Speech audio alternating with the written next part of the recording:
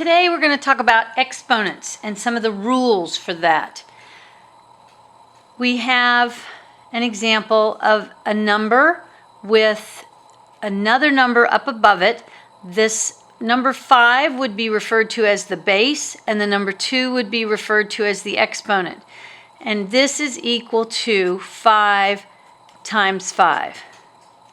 So 5 to the third power is 5 times 5 times 5. And then you could go ahead and you could do the math. So 5 to the second power, or we would also refer to it as 5 squared, is the same as 25. And then 5 to the third power, or 5 cubed, is 5 times 5, which is 25, and 5 times 25, which is 125. So, then if we have one base multiplied times the same base but a different exponent, the rule is to leave the base the same and you are actually adding the exponents together. So your answer would be 5 to the 5th power, which then you could actually do that on your calculator. And let me show you how that works. You clear your calculator each time. Go to the, put in the number 5. Go to this little up arrow. I think they call it a caret.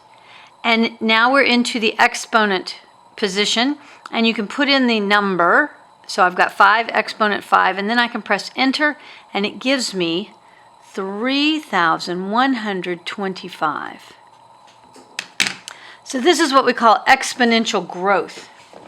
But the big deal here is to realize that if you are multiplying and the base is the same, all you do is add the exponents. So if we are dividing, if we had 5 to the third exponent divided by 5 to the second exponent, we would be subtracting because division is the opposite of multiplication. So now we would have 5 to the third minus the 2 because we're taking the exponent and just subtracting. So we take the numerator and then subtract the denominator's exponent from it. So that would give us 5 to the 1, which is then just the same as plain 5. And here is why. If we did 5 to the third divided by 5 to the second, it becomes 5 times 5 times 5 divided by 5 times 5. There's also an understood number 1 down there. And you know from reducing fractions that we are looking to divide by the same number.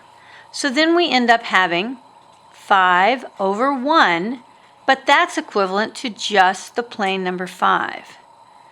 So whenever you see a division symbol and exponents are involved and you've got the same base, you are just subtracting the exponents. If you have an exponent of 1, it is just whatever the base was by itself. Now let's try that one more time to explain one other part. 5 to the third power over 5 to the third power. Well, that would be 5 to the exponent of 3 minus 3, which would give us 5 exponent 0. But now we need to understand what that is. And so we will have, we're going to break this down, and that's going to become 5 times 5 times 5 divided by 5 times 5 times 5. That is the same as the number 1. And so this 5 to the 0 power is the number 1. So the big deal here is anything to the 0 power is always going to generate the number 1.